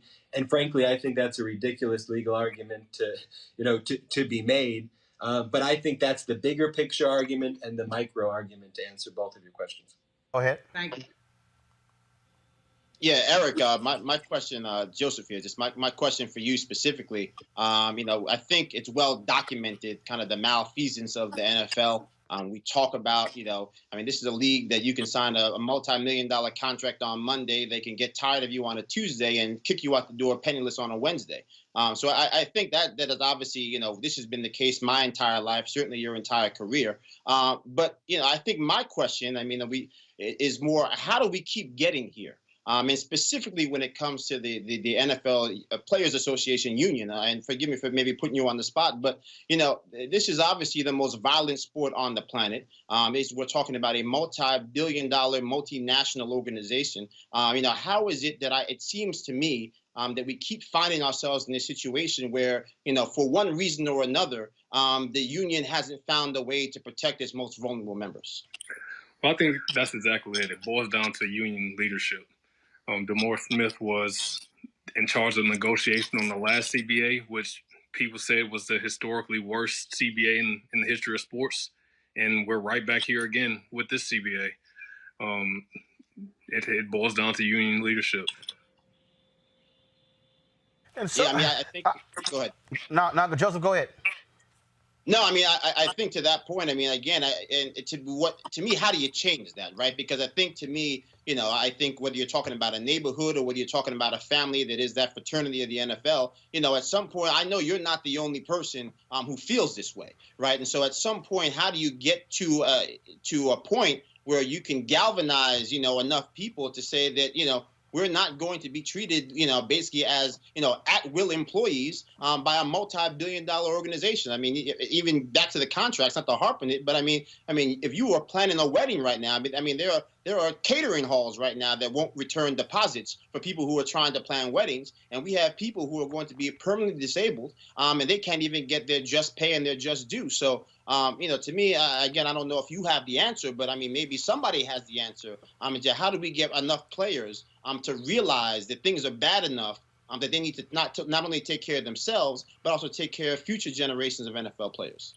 Well, the answer is the same. It's union leadership. And with regards to this CBA, again, there was no announcement saying, hey, you guys, we're going to vote on the CBA next week. I happened to check my email on a Tuesday and saw that there was a vote on the CBA. Had my phone been broken, had I just chosen not to check my email that day, I would have never known. And that may have been the case with the 500 players that didn't vote. Maybe they just didn't check their email for a week. We don't know. And here's an incredible thing, too. The executive committee, who's responsible for voting on whether or not to pass it to the broader vote, the executive committee voted no on the CBA by a vote of 7-4. And regardless of the executive committee's vote no, it was still sent to the larger body to vote. And this wasn't a CBA year. 2021 was the CBA year. So a lot of players were frankly surprised that they had 10 days in the middle of a pandemic to have to sift through not only a 456-page document, but it references disability plans that are also hundreds of pages. So you're really talking about 1,000 pages or so in about 10 days, where the executive committee that was supposed to be the first line of protection voted no against this. And so what Eric and I have been doing is we've been battling, on the legal front, but we've also been battling by holding these town halls as we've both been quarantined at home, by bringing the wives of players and having wives of disabled players talk to us on a town hall style interview so that the executive committee and current players can say, wait a minute, and their wives can say, wait a minute, that's going to be me one day. And that's real life. And if I'm not going to be covered, that I should look out for myself in addition to these players. So it's a multifaceted approach that we have, but ultimately it is to protect the most vulnerable players in the sport who are disabled. And that's the most important thing to harp on over and over again. And that's who we want to protect. And time again, Eric Reed, who's on your program right now, has been proven right for standing on the right side of history. And he's going to be proven yet again to be doing that here. Eric, with your constant focus on this, whether we talk about on social media, raising these questions, bringing Ben in, have you heard from players who did vote yes, who said, dude, if I knew all of this stuff, there's no way I would have voted yes? So I've heard for one player in particular, Lorenzo Alexander, who sits on that executive committee, who voted, well, actually, I don't know what he voted, but he's on the committee that voted no. He acknowledged that this was a mistake. He said that in an interview, but I've heard more so from players who are going to be affected by this. Former teammates of mine, one who suffered a neck injury and is disabled, he didn't even know about this. Like he had no idea until I called him. And so who actually voted? First of all, before you finish that, who voted? Was it current players? That's the only ones who could vote? Yes, you're correct. So current players are the only one with a voting power. The disabled players who are affected by this had no vote, had no say in it. Wow, that's but I would think that, again, to your point, and it is quite interesting that email goes out and you only have 10 days to vote. Yeah, that's how it happened. Ben, you said it was supposed to be in 2021. Why was it 2020? It's a good question, and the Lorenzo Alexander, he was asked that question in an interview, and he said the owners presented him, because whenever the owners give you an offer, you should listen because it's probably going to be a good offer. Now, I've never heard of this style of negotiating before, of taking the very first offer you're given and believing that the owners are going to give you the very best, and that's why they're rushing a vote to you. So that's the explanation. Right. I mean, I remember reading that it was like, well, this is the best we're going to get. And I'm going, the first one is the best you're going to get? Yeah, it makes no sense. And it was set to expire in 2021. And, with social media, players have such a profound platform right now to directly interact with constituents and to let them know the issues of where they're being taken advantage by ownership, and to really rally support like never before. And none of that was used. I mean, it was literally out of nowhere. Boom, 456-page document, incredibly complex, legally dense. Wow. Tons of text. Vote. You got 10 days. Go. In fact, some of the players, after Eric put out his memo pointing out the critiques, wanted to change their vote, and then the NFLPA said you couldn't change your vote. They claimed that it passed by 60 votes, although I think that could be determined as well. We have to take them at their word on that as well. But we'll see. I mean, look, as I told you, I think it's a step in the right direction that they've at least acknowledged. Yet again, Eric is right, but as of now, it's just words. All right, then. Final question for you, Eric. I know you're a free agent. Do you expect to be on the team by the beginning of the fall season? Well, I hope so. Thus far, I haven't received any offers, but I'm still training and waiting for a phone call. I want to be clear, too. Eric set 2 franchise records last year. If you look at his pound-for-pound stats, he's literally at the top of the game right now. Right. That's why it was sort of confusing that you would have a great season like that, but then wouldn't get a phone call. Then again, we are talking about the NFL, where scrub quarterbacks can get huge contracts, yet Colin Kaepernick is still sitting at home. Ben, Eric Reed, gentlemen, we appreciate it. Thanks a lot. Thank you. All right, then. Folks, earlier we were talking about, of course, the case out of Georgia dealing with Mr. Arbery, who was shot and killed by 2 white men. I told you that Lee Merritt represents the mother of Mr. Arbery. Ben Crump represents the father. Ben Crump joins us right. Is he there? Okay. Was he on the line? I said we're going to go to him. Okay. Get him on the line. So what we'll do, we're going to go to a break, get Ben Crump on the phone. We'll come back, have a conversation with Ben Crump, and then also back half of this show, we'll talk to comedian Lunell, as well as our tech segment. All of that coming up right here on Roland Martin Unfiltered. You want to support Roland Martin Unfiltered? Be sure to join our Bring the Funk fan club. Every dollar that you give to us supports our daily digital show. There's only one daily digital show out here that keeps it black and keep it real as Roland Martin Unfiltered. Support the Roland Martin Unfiltered daily digital show by going to RolandMartinUnfiltered.com. Our goal is to get 20,000 of our fans contributing $50 each for the whole year. You can make this possible. RolandMartinUnfiltered.com. right, so a lot of y'all always asking me about some of the pocket squares that I wear. Now, Robert don't have one on. Now, I don't particularly like the white pocket squares. I don't like even the silk ones. And so I was reading GQ magazine a number of years ago, and I saw this guy who had this pocket square here, and it looks like a flower. This is called a shibori pocket square. This is how the Japanese manipulate the fabric to create this sort of flower effect. So I'm going to take it out and then place it in my hand so you see what it looks like. And I said, man, this is pretty cool. And so I tracked down, it took me a year to find a company that did it. And so they make these about 47 different colors. And so I love them because, again, as men, we don't have many accessories to wear, so we don't have many options. And so this is really a pretty cool pocket square. Now, what I love about this here is you saw when it's in the pocket, you know, it gives you that flower effect like that. But if I wanted to also, unlike other, because if I flip it and turn it over, it actually gives me a different type of texture. And so therefore it gives me a different look. So there you go. So if you actually want to get one of these shibori pocket squares, we have them in 47 different colors. All you got to do is go to rolandmartin.com/pocket squares. So it's rolandmartin.com/pocket squares. All you got to do is go to my website and you can actually get this. Now, for those of you who are members of our Bring the Funk fan club, there's a discount for you to get our pocket squares. That's why you also got to be a part of our Bring the Funk fan club. And so that's what we want you to do. And so it's pretty cool. So if you want to jazz your look up, you can do that. In addition, y'all see me with some of the feather pocket squares. My sister, who's a designer, she actually makes these. They're all custom made. So when you also go to the website, you can also order one of the customized feather pocket squares right there at rolandmartin.com/pocket squares. So please do so. And of course, that goes to support the show. And again, if you're a Bring the Funk fan club member, you get a discount. This is why you should join the fan club.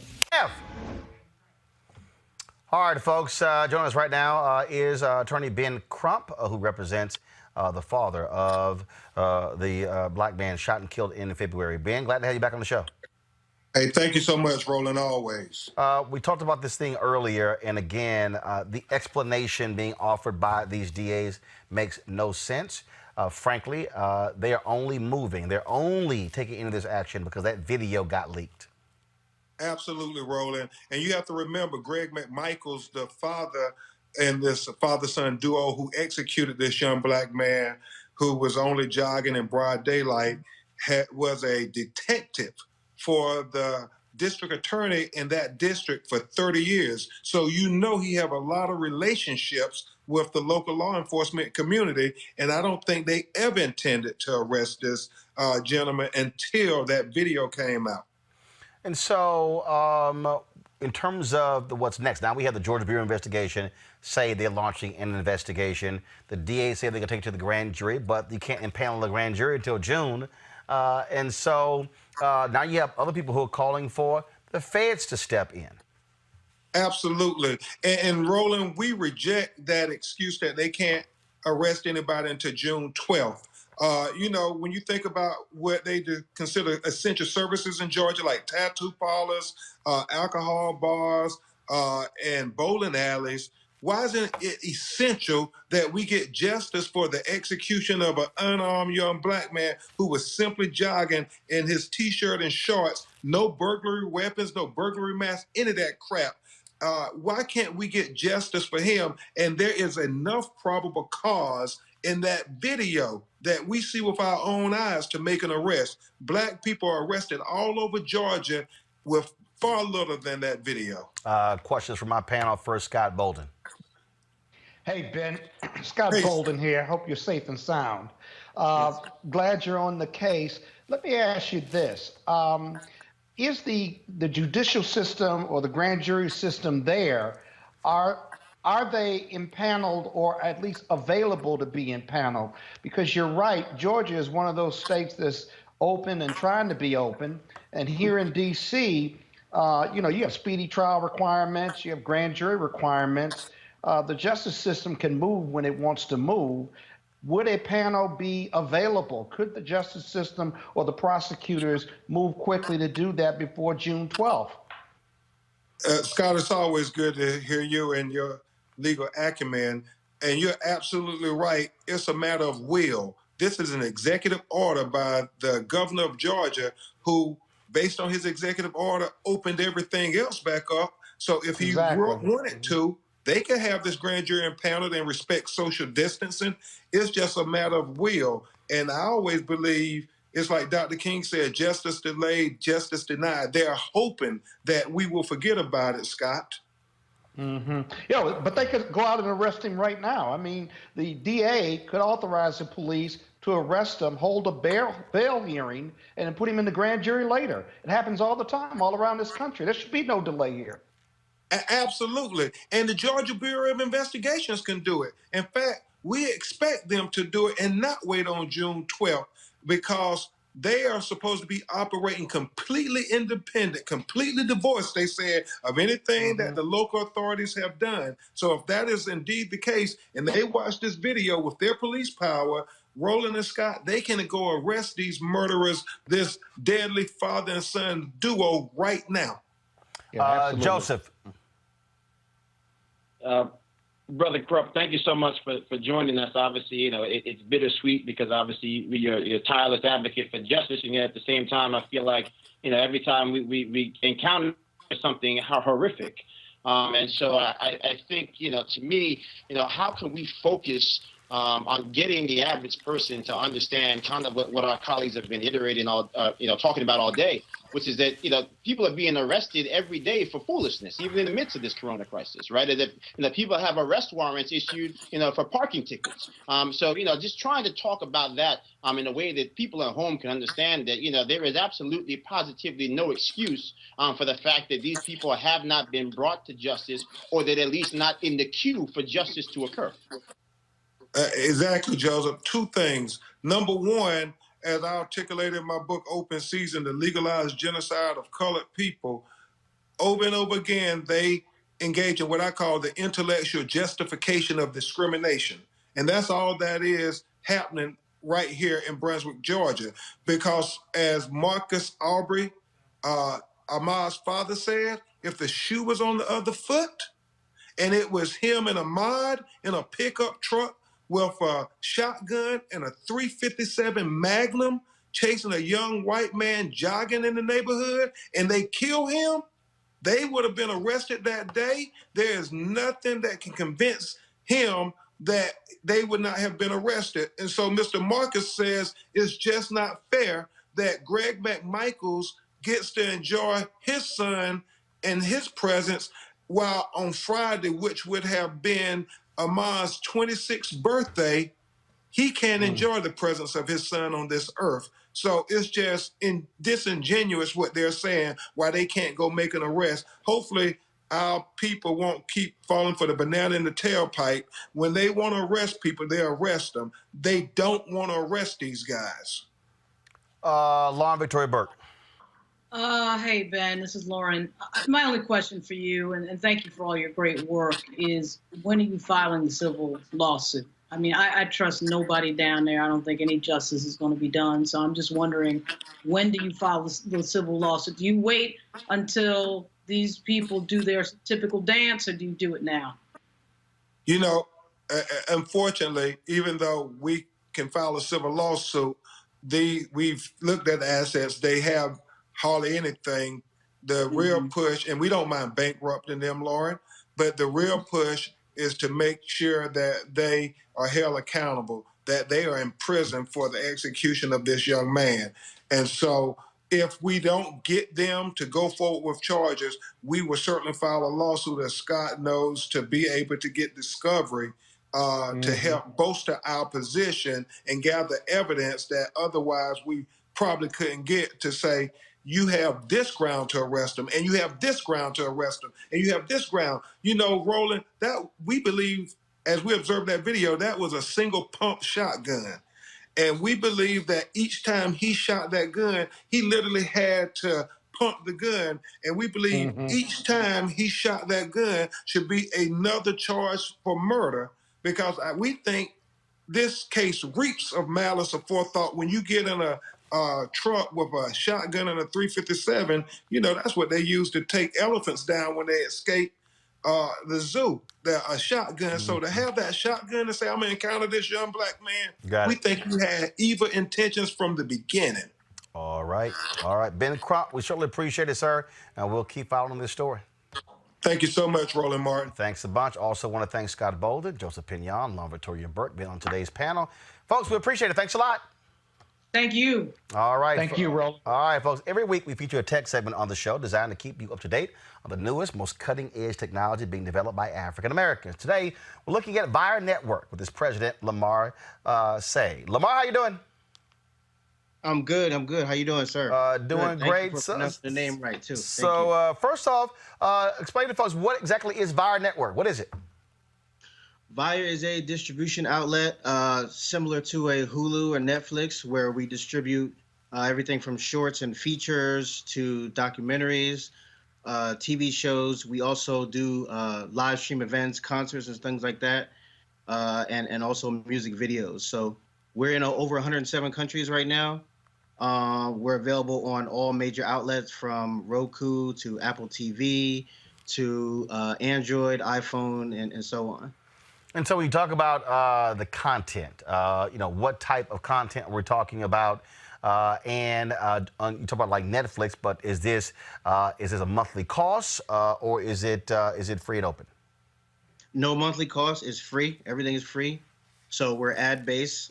You'll watch a 30-second commercial before each piece of content. And yeah, that's pretty much how it's set up. We have, in addition to the films and movies, we also have about 10 or 11 channels, which range from hip-hop based to food to travel, family, kids, and so on.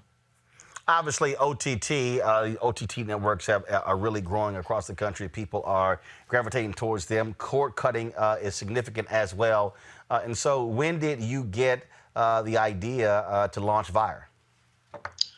About 2 years ago, my partner and I came up with the idea. We've been in music and entertainment for a long time. But about 2 years ago, we seen everything going over to streaming. And, it was just time. It was time to get into the new market. So, once things start to change in any industry, there always has to be companies that take that leap, into the next stage. So we wanted to be there. And you launched it. And how has your growth been? How many subs do you now have? We're in over 100, about 107 countries right now. We're heavy in China. We're real heavy in China for some reason. We're launching divisions in India, UK, Australia, and South America, which will have their own channel, to have their own curated content out of there. So its own films, its own shows, and so on. So yeah, we're expanding pretty quickly. So you talked about obviously being in those countries and being open access. In terms of what is the viewership like? What are your numbers been like since you launched? Well, we just officially launched November. We just went live, so we're just over 50,000 downloads. Mm-hmm.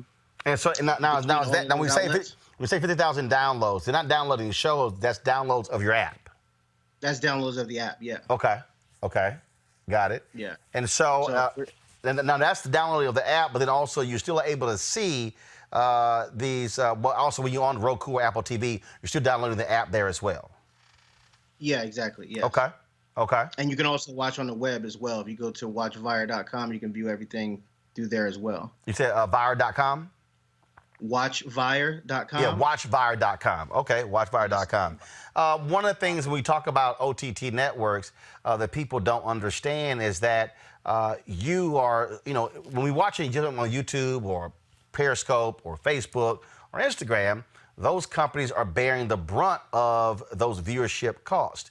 And so when you talk about OTT, really you are, in terms of people who are actually watching that. That's something I think a lot of people don't quite understand about OTT. They just think, oh, I just do OTT. It's like, yeah, but like that broadband one is consuming has to be paid for somewhere. Yeah, exactly. And we have a very good company that we partner with as far as our broadband. So we've never had any issues with that. What's the name of the company? Is it black owned? The company we go through? You know what? I don't know if the owner is black or not. I'm not sure. Okay. But now I will probably look that up now that you brought that to my attention. Okay. The only reason I'm asking is on Friday I'm going to have a guy on the show who has actually an ad program that when African American, I talked to him last week, that when you press pause, in a matter of seconds, folks are competing to what video to show you when it's paused. And so he saw some of my videos where I was talking about technology, the whole Teddy Riley babyface deal, and some of the other videos. And so he hit me up, and so we're going to have him on the show Friday because we're going to test it. I said, fine, let's do a test next week. Test what that's like, that particular program. Oh, that sounds great. I'd love to check it out too. That sounds like something innovative. I'm open to, and us as a company, we're open to anything that's innovative and next level. There's always got to be somebody to do it. So that's cool. I'd like to know more. And last question for you. Do you think that you're seeing, are you encountering more of us operating in these spaces, looking at how cord cutting has gone? I mean, look, you got folks out there, obviously, black folks have done content, but it's a whole different deal to say I'm a content person versus somebody who say, no, now I want to actually operate my own channel, operate my own network. When you say dealing in the space, you mean as far as an owner from our from an ownership standpoint, yes. Not really, which is sad. I think it's very new for people, so a lot of people are still scared. Even in our position, people that we come across are still kind of skeptical. They don't know how to get paid, how to build it out and things like that. So I've seen people get interested after they kind of have a conversation with us, or they might get inspired by somebody else in tech that's built a certain app. But I think it's growing. We just have to get rid of the stigma that being in tech is nerdy and it's not for black people and all that stuff. So it's very beneficial. All right then, folks. Here we go to my iPad, please. And so again, folks, the web base is WatchVyre, WatchVyre.com. And you can actually, you see the promotional there. You can also, again, download the app Vyre, VYRE network as well. Lamar, I certainly appreciate it, man. Thanks a lot. Yeah, thank you. Thank you for having me. Have a good one. All right then, folks. Going to go to a quick break. When we come back, have some fun with comedian Lunel right here on Wild 'N Out Wednesday on Roland Martin Unfiltered. You want to support Roland Martin Unfiltered? Be sure to join our Bring the Funk fan club. Every dollar that you give to us supports our daily digital show. There's only one daily digital show out here that keeps it black and keep it real as Roland Martin Unfiltered. Support the Roland Martin Unfiltered daily digital show by going to RolandMartinUnfiltered.com. Our goal is to get 20,000 of our fans contributing $50 each for the whole year. You can make this possible. RolandMartinUnfiltered.com. All right, folks, as always, need to have a little fun, a little laughter, and there's nobody who is more hilarious and more ignorant than my next guest, that is comedian Lunel. Lunel, what up? Hey, Roland, can you see me? Yes, I can see you, and thanks for getting dressed, because last time, when I had my News One Now show, your ass was all in the bed, butt naked, doing the show. Listen, I didn't get no complaints, did you? Well, luckily, first of all, y'all need to understand, we had News One Now, it was 4 o'clock in the morning, and we were on, and so Lunel used to get up early to watch the show, and so I told her, I said, well, now, you ain't got to get up early. This is the middle of the day for you in L.A. Well, I'm ready now. It's very, very warm here in Los Angeles today. And I must say there are some really good things that have come out of the quarantine for me. What's that? For example, I haven't had a bra on since March 16th. Thank you, Jesus. And I also, I feel like these guys, these gentlemen, are really finding out who the women are that they're married to. Now that these tracks done got loose and these nails done popped off and they're not getting dressed up every day no more and they're not out fine dining. You gotta figure out if your wife is a top ramen girl or a neck bone girl. Look. Now you really finding out. You really finding out who you with right now. Hey, see that? Lunel, you nailed it because there's a lot of people. It's a lot of people sitting here didn't think about that kind of stuff before, and so they figured, we can always go out. We can always now. No, you got to earn that thing. So I know some folk been sitting here going to YouTube and trying to watch videos. Because, look, there's some people out there, men and women, hell, they can't even boil water. Well, you know, you can go to YouTube, and it's just like singing or acting. You can teach anybody how to cook, but you can't teach them how to cook. That's in them. You can teach anybody how to sing, but you can't teach them how to sing. That's in them. Right. You can teach a person to be a comedian, but you can't teach them to be a great comedian. That's in them. So, you know, you might can get enough food out of somebody who's not a good cook to live, but you'll be running back to Ruth Chris the minute the door's open. So, all this time at home, has there anything that's happened where you said, ooh, I am sick and tired of my husband? Yes, we only argue in the bed. Because wait, hold on. Y'all argue in the bed? Yes, because he and I sleep like two wild animals. It's like Joe Exotic and Carol Baskin in the bed. You know, I'm flipping. I sleep at the bottom of the bed with my feet on the pillow. I come back up. We have the fan on, the fan off, the covers on, the covers off. He's over here, I'm over there. My arm hurts, move, your arm hurts. So we do all that dance. But I know that there's a million women out there and men who are quarantining by themselves who wish they had somebody like that to argue with. Because there's beauty in the bitching, too. You know what I mean?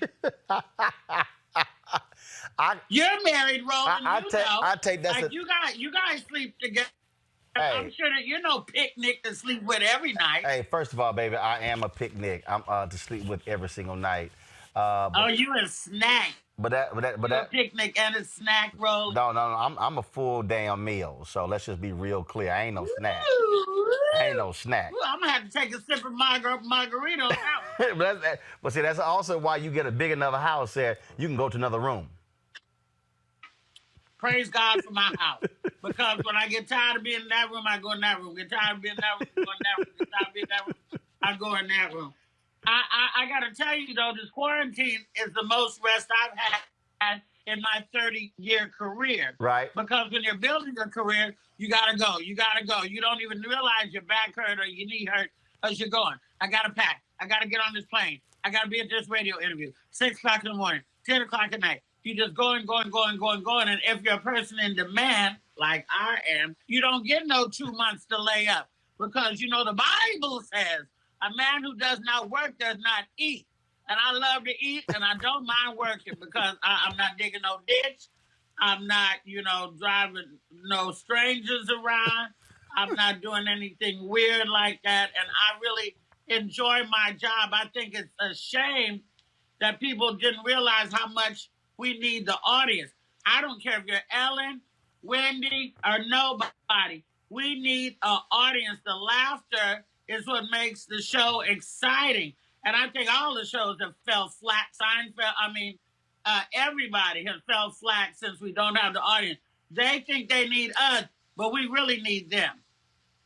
Now, Lunel, this coronavirus thing has also exposed us to far more celebrities than we have ever seen. We got folk at the house, they doing interviews, they doing cooking demonstrations, they doing makeup stuff. What have been some of the craziest stuff you've seen some of these entertainers out of here have been doing? Well, I've done a lot of interviews from the bathtub. Video, audio? Video, baby. What you think this is? Come on now, Roland. Why the hell you doing interviews from the bathtub? Because if it's 7:30 in LA and it's 10:30 in New York and I have an interview, I'm usually in the bathtub. But I don't show no areola or nothing like that. I just listen, my milkshake brings all the boys to the yard, hunty. I have not had no complaints about my bathtub interviews. I've seen a lot of, people are bored in the house and they're in the house bored. So that makes your creative juices flow. A lot of these people that are doing stuff on the internet now would have never thought to do this stuff, and we were not confined at home. You know? We talking about Lunel's areolas. Okay, all right then. Okay, gotcha. Now I see your nails got did down. Did you do your own? Cause it's a bunch of women out there losing their damn mind. You saw that woman who owned the nail shop owner in Dallas threw her ass in jail for a week because she tore the order up. Then you had the mayor in Beaumont, Texas, who defied her own shelter-in-place order to go get her nails done. Well, I have not had my nails done since March the 7th. I just have a badass nail tech. But I told the people on my YouTube show today, Hey Lunel, that I did right before you, they have grown out. I haven't lost any stones. They're still beautiful. But I'm ready to let them go and let my nail beds breathe. If I wanted to get my nails did, I could, because my girl comes to the house. But I'm not a slave to my nails. I'm bad still, whether I got nails, whether I got lashes, whether I got a bra on. I'm the same Lunel. So I'm going to be, tonight, starting the process of cutting these suckers off, cutting them down, and within the next week, people will see me with no nails. And I'm still going to be, the original bad girl of comedy, with or without my nails. That's no doubt there. And so you talk about your YouTube show. When does it air? What time? And where? Well, if you follow me on Instagram at Lunel, Lunell, the link is in the bio.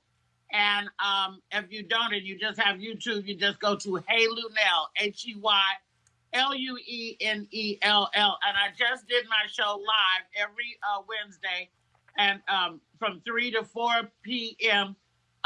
In LA time, Pacific Standard Time, 5 to 6 in Central Time, and 6 to 7 in the East Coast. And if you don't watch it live, no big deal. You can watch it on YouTube. Today we did the Cinco de Mayo, Seis de Mayo edition because I didn't have a show yesterday. So I had to celebrate my Latinos y Latinas today. I don't let a holiday go by. We can tell. All right, Lunel, give out everybody your Cash App. Oh my God. Okay, my Cash App is $ Hey Lunel, HeyLuenell. And I got to tell you, Roland, as sad as I am about Essence Festival being canceled this year, because my boyfriend, Bruno Mars, and I, he was supposed to be performing there. Right. I was supposed to be performing there, Janet. But one thing I can always looking forward to at Essence Festival is you, Roland, because what they don't know, if they don't know that you're a dance machine. Watch them get down. I'm a dance. Yes. And I have the receipts to prove it. I got pictures, Roland. Don't get snaky with me. I'll release our pictures. You can release them. This video of me dancing already on YouTube. That don't mean nothing. I ain't scared. We wasn't dancing. That's okay. See, y'all, right there. That's that margarita talking right now. All right, Lunel, always good to see you. We appreciate it. Thanks a lot. Thank you for being the voice of Black America, Roland. You rock. I appreciate it, Lunel. Thanks for supporting. You have a good one. Absolutely. Bye, everybody. All right, y'all. Cash App, $ Hey Lunel, HeyLuenell. Y'all, she ain't got no sense. All right, shout out to all the people who joined our Bring the Funk fan club the last 24 hours who have given $50 or more. I told y'all you're going to get a personal shout out.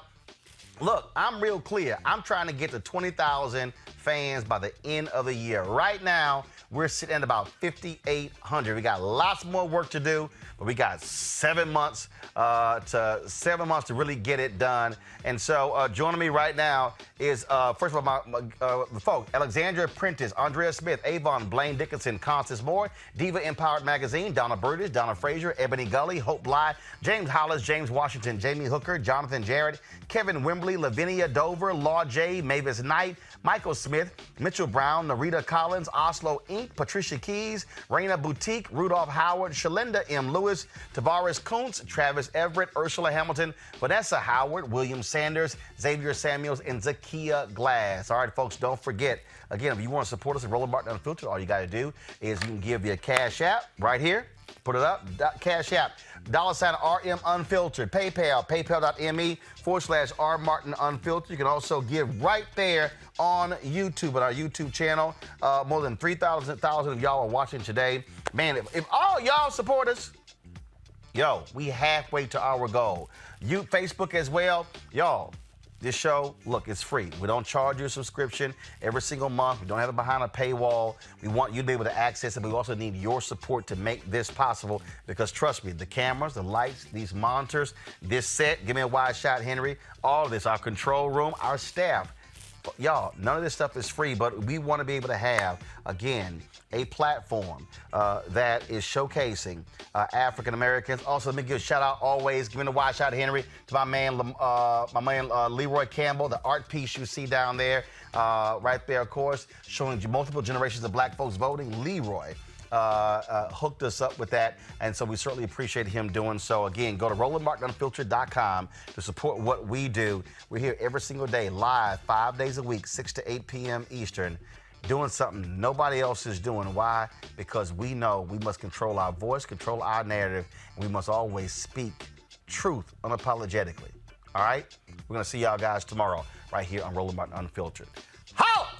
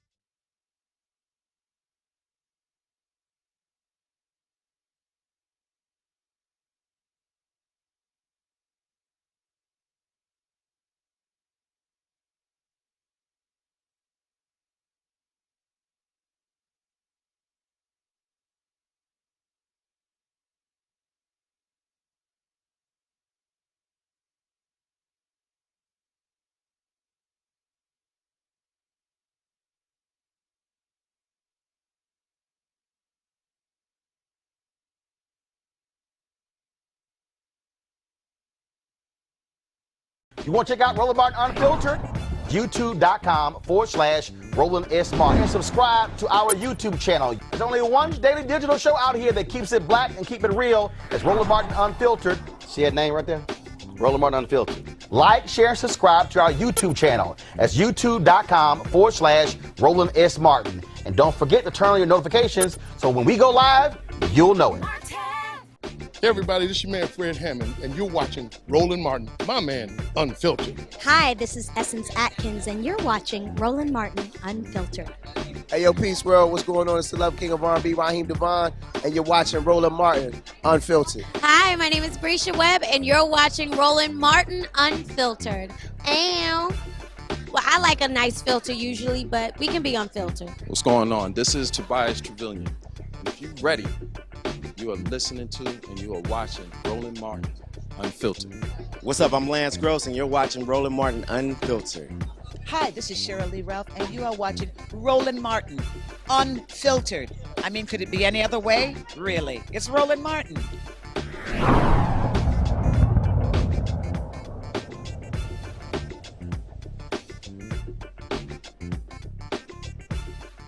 You want to support Roland Martin Unfiltered? Be sure to join our Bring the Funk fan club. Every dollar that you give to us supports our daily digital show. There's only one daily digital show out here that keeps it black and keep it real as Roland Martin Unfiltered. Support the Roland Martin Unfiltered daily digital show by going to RolandMartinUnfiltered.com. Our goal is to get 20,000 of our fans contributing $50 each for the whole year. You can make this possible. RolandMartinUnfiltered.com. Hey fam, want to check out Roland Martin Unfiltered, the blackest show on all of digital, cable, and broadcast. Check out our audio podcast. There's only one daily digital show out here that keeps it black and keep it real as Roland Martin Unfiltered. Press play.